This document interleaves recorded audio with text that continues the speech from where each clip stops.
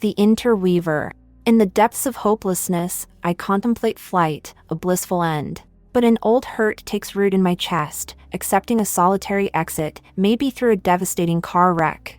My Kia Soul is more than just metal and wheels, it carries a covert message. Its imposing presence casts a shadow, somewhat ominous, as the chrome and glass mirror the artificial glow of the city.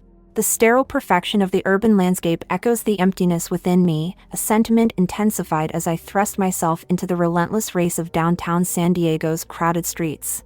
As I merge onto the interstate, my thirst for thrill hijacks control, defiantly driving me to 115 miles per hour. The world transforms into a whirl of motion and disjointed shapes as I weave in and out of traffic on the California 10 highway. I relish the dangerous delight of reckless speed. I begin to transform. I am not my name, I am not flesh, I am the Interweaver, a weaver of chaos and destruction. I am a force of nature, a storm that batters the shores of sanity. I am a destroyer, a force that leaves nothing but ruin in my wake, and I am here to fuck up your daily commute. The fast lane, my stage, the car, my instrument. I thread through gaps, asserting my presence, navigating the asphalt expanse with calculated precision. My movements are deliberate, a skillful dance through a sea of steel and rubber. Each tremor of the worn-out tires is a reminder, not a threat. It whispers caution, not ruin.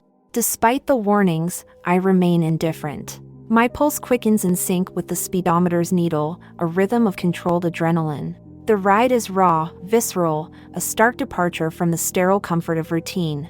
Time has etched its marks on the tires, each worn groove telling a story of miles devoured. The front tire sings a haunting melody, a reminder of the fleeting nature of control. It speaks not of death, but of the ever-present dance between life and oblivion. The haunting melody of the tire's demise grows louder with each tap of the accelerator, signaling a departure from order. The prospect of the wheel disintegrating at high speed flits through my mind, but I push away the idea of a catastrophic spiral, a morbidly beautiful ballet of sparks and twisted metal. I envision the fiery spectacle, a moment where life and death intertwine before dissolving into the night air. In the distorted reflections of my rearview mirror, other drivers unknowingly play their roles in my game. My menacing shadow unsettles their peace, a stark reminder of the chaos that lurks beneath the surface of their carefully curated lives. I ensnare them in a heart-pounding psychological struggle, moving inexorably closer with each passing second. The dark, metallic visage of my Kia Soul in their rearview mirrors should be unremarkable, yet it unnerves them. Their bewilderment intensifies as they observe the vehicle's swift approach, its reluctance to change lanes despite ample room to maneuver. I relish in this deliberate game of intimidation, edging menacingly close and savoring their growing dread, a reflection of my internal chaos. The tension mounts with every passing moment, the dance between control and chaos reaching its crescendo. Just as their fear threatens to consume them, I pull back, relishing the lingering taste of their dread. The near miss invigorates me, temporarily connecting me to the dormant chaos lying within. In the twilight of my 30s, I surrender myself to the reckless abandon of the road, drowning in the cacophony of sound. The music, its volume cranked to its limit, serves as both solace and affliction. Ian Curtis's haunting voice resonates within my heart, tearing through the very fibers of my being. Joy Division permeates my soul, their melodies responsible for the decimated state of my car speakers. Yet, no matter the volume, it remains inadequate. I yearn to bury my head within a colossal speaker, embracing deafness as a form of liberation. Punk music, my unwavering companion, disregards my triumphs and failures. It embodies perfection, resolute in its resolve, indifferent to my desires and whims. The allure of substances still holds me captive, despite years of disappointment and diminishing returns. I persistently pursue the elusive high, yearning for deliverance. Albert Einstein once declared that insanity is repeating the same actions while expecting different results. I ponder whether I will ever discover a path that aligns with reason and purpose. However, let it be clear that this contemplation is not an indulgence in self-pity or an appeal for sympathy. I am a creature of patterns, embodying predictability. If history is doomed to repeat itself, then history itself is inherently mad. Time and space entangle us in their enigmatic web, confounding and bewildering. Hence, I am left with the disconcerting realization that I, too, am insane. Then, as if conjured from the foggy realm of forgotten moments, my mind drifts towards the specter of my father. These were the adolescent years, an era of ceaseless change and uncertainty when I was still grappling with the throes of teenage angst, and our lives intersected in the sun-baked, wind-swept landscapes of Mesa, Arizona. The texture of our relationship, even then, was distinctly colored. It was not laced with the icy indifference or muted hostility that would define later years. There existed a love, a primal, raw affection that echoed with the intensity of the desert heat itself. "Do you really want to know what I think?" he asked, his southern Alabama accent revealing itself. I sighed, my voice resonating from the passenger seat of Molly, a worn-out 1998 Jeep Cherokee. Molly, a relic of my parents' failed union, ended up with my father after the divorce, a man who believed in routine oil changes and meticulous maintenance. Despite the staggering 350,000 miles on the odometer, Molly remained a resilient machine. Even in the blistering summer heat, we preferred the windows down, embracing the wind's caress rather than relying on the feeble respite of air conditioning. "I guess." "Go ahead," I replied wearily. I extended my arm out of the window, letting the scorching desert air weave through my fingers. "I don't think you're crazy. Want to know why?" he pressed on. I shrugged, my face contorted in confusion. "Well, why then?" "Because you thought you could be." Retracting my arm, I sat up, my eyes searching for answers. "I don't understand. What do you mean by could be?" "Could be crazy," he clarified, his words resonating with a calculated precision. Frustration welled up within me, and he relished in its grip. "You know, people who are really crazy usually don't think clearly or logically. So, if you're wondering whether you're sane or not, it actually shows that you're able to think sensibly." My father and I shared a bond, a shared inclination to dissect the world around us, to scrutinize every detail, and to rely on the steadfast foundation of facts and science. I recall our youthful days, when we were tasked with selecting heroes and immortalizing them through crayon booklets. For me, there were two, my father and Gordie Howe. Boxes of our childhood creations still reside in his possession, a testament to our intertwined aspirations.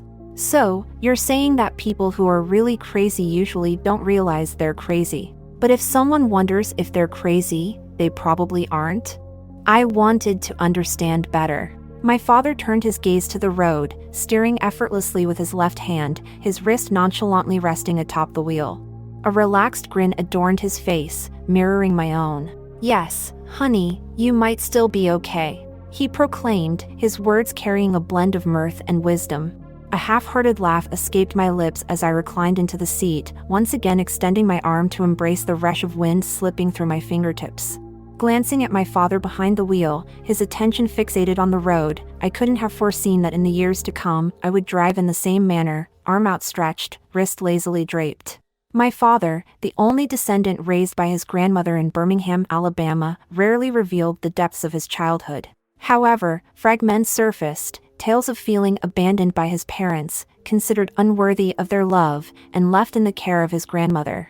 These feelings, nurtured since his early years, persisted into his late 50s, a testament to the profound impact that deep emotions, especially when experienced during formative stages, have on one's worldview and interactions with others.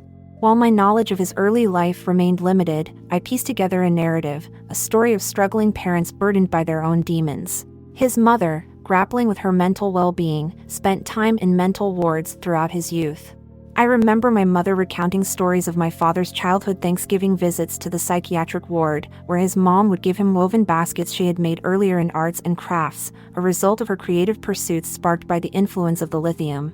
And then, the specter of ADHD. My father, his voice a weathered baritone etching itself into my memory, was an implacable force against my inclination to use this label as an excuse. He would remind me, in those words tinged with the grit of his own past, "When I was your age, there were no fancy names like ADHD, no magic pills to quell the storm inside your head. You know, I wrestled with the same demons. You just had to power through." I did. "And you're more like me than you'd care to admit. It's about learning control, it's about moderation." A paternal sermon reverberating in the echo chamber of my adolescence, forming me, shaping me. In our youth, emotions assail us like sledgehammers, amplified and overwhelming. Only through the accumulation of scars, through the crucible of experience, do we glean a semblance of wisdom. We are products of our environment shaped by the hands of circumstance, our sensitivity a hunk of malleable matter, our experience the artisan bending it to form. In the cold glow of the MacBook, my eyes grew numb, drawn into the pixelated allure. The outside world faded into a digital labyrinth of superficiality and aggressive sales pitches. The internet whispered its seductive secret: here, everyone wears a mask. Those YouTube celebrities? They craft illusions, renting Ferraris for fleeting moments of false luxury, or borrowing chic Manhattan lofts as backdrops. In this realm, authenticity is a relic. It's all about the sale. Amidst the haze of YouTube's elite stood the self-proclaimed gurus, drenched in the intoxicating promise of easy success. With honeyed words of wealth without effort, they lured you into their trap, ensnaring you further with exclusive masterclasses. These weren't profound insights, but basic information one could easily find with minimal effort online. Their strategy? Capitalizing on your aspirations and hopes. The actual product was secondary, the perception was the real commodity. And when the facade crumbled, they dismiss it as your own failing. In this neon-lit theater of deceit, my anger towards them was muted. Their method, predatory though it might be, held its own twisted genius, exploiting the desperate hopes of many. But for those caught in their web of lies, perhaps that jolt back to reality was necessary. The tragedy wasn't these gurus amassing wealth on false hopes. It was my realization that I lacked their manipulative marketing prowess. It became clear, this wasn't my world. To be an influencer or guru required an inherent instinct, a natural rhythm that couldn't be faked.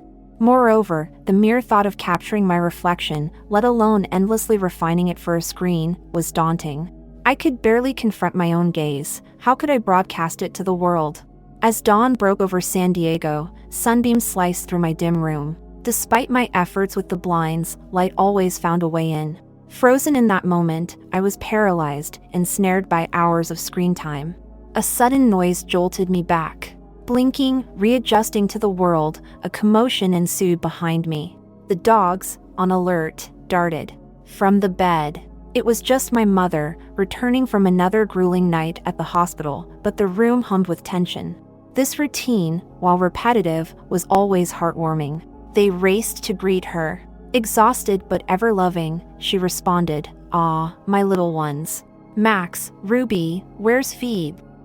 From the shadows, Phoebe, our perpetually nervous 12-year-old chihuahua, approached cautiously. "There she is," my mother murmured, her voice rich with affection. Phoebe's tale began in a dusty flea market in Milton, West Virginia. She was less a cherished pet and more of an afterthought. As my mother strolled by, a soft cry caught her attention. It was a puppy, trapped by a snagged nail, the last one from her litter that remained unsold. The sellers, eager to get rid of her, offered a reduced price. Moved by the pup's vulnerability, my mother couldn't resist. She had hoped that Phoebe's timidity was temporary. However, as she grew older, Phoebe's fearful nature persisted, as if she was always expecting the worst. Even an attempt to find her a new home was rejected. Throughout the years, one sentiment remained in her gaze: every day could be her last. "Alex?" Her voice, emanating from the kitchen, is underscored with enduring maternal anxiety, hinting at the dark dread of someday finding me succumb to a drug-induced stillness, perhaps the final one. She's always opted for willful ignorance, a shield from confronting the grimness of my habits. "Hey, Mom," I reply, pushing back the residual effects of the speed, summoning a facade she desperately yearns to see. Drifting toward her, I mask the remnants of hours squandered in digital rabbit holes, chasing elusive online riches. "How was your shift?" I inquire, breaking free from my shadowed sanctuary. "Brought breakfast." She gestures to the McDonald's spread, pancakes, hash browns, the whole ensemble. To most, it's an unremarkable morning offering, but for me, it symbolizes her perpetual grace amidst my relentless inadequacies. "Thanks. Honestly, you're the best. I really don't think I deserve you." I note, humor barely concealing the deeper truth in my words. My mother, perpetually wrapped in her innocence, often casts back to her high school days, eager to relive moments that hint at being more edgy than her straight-A, rule-abiding persona might suggest. She once told a tale, eyes glinting with mischief, of her lone walk on the wild side, Trying weed at a party, made all the more memorable by a skull-shaped pipe. In her younger days, my mom was undeniably square, but not in a dreary way. More in a wholesome, ethically steadfast kind of way. She was too beautiful to be an outcast. Her eyes had an arresting shade of blue, a deep, luminescent hue that seemed to glow. Flipping through old photo albums, her hair was as definitively 80s as it gets, teased high, drenched in hairspray, unapologetically bold. Every so often, when an 80s hit blared on the radio, she would declare, "This was my jam." We would hit the clubs in fishnet sleeves, and oh, the makeup! We'd dab on a full mole, just like Madonna's. With a single clap and a carefree toss of her head, she would slip into her old dance moves, lost in nostalgia. "You wouldn't believe the guys back then, Alex." She would laugh. Parachute pants and their version of the Harlem Shake. And just like that, she would imitate the disjointed arm and shoulder twitches, perfectly in sync with the beat, transporting both of us back to her heyday. Under the bright kitchen lights, I searched through the paper bag for the syrup container. My intention was to cover every inch of the disposable plate with the liquid sugar, sparing nothing, not even the eggs. I have a constant craving for sweets. I live on unicorn ice cream from Ralph's, Fruity Pebbles, and Arizona iced tea. I don't know how to cook and do not care to learn, as food to me is only necessary, not a hobby. Outside, the blaring sirens of a fire truck and an ambulance shattered the morning quiet. The sounds reverberated off nearby buildings and penetrated through our balcony door, which framed a view of the pool on the second floor, nestled in San Diego's East Village. It provided a front-row seat to the city and its gritty downtown charm, so we always kept it open, allowing the pleasant temperate breezes to fill our space.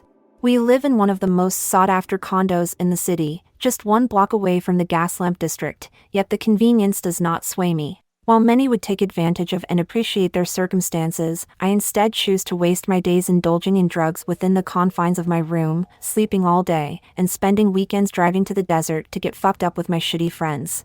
In the end, where I lived or where I was, or what I thought I wanted meant nothing, as everything remained the same, unchanged, and unsurprising, even in constant motion. Physically, I appeared whole, however, there was this great emptiness, invisible and heavy. My guts were pumping my blood through a void, somewhere in deep space, and nothing made sense. But I don't panic. I'm used to this. What does this mean? Again, it doesn't matter.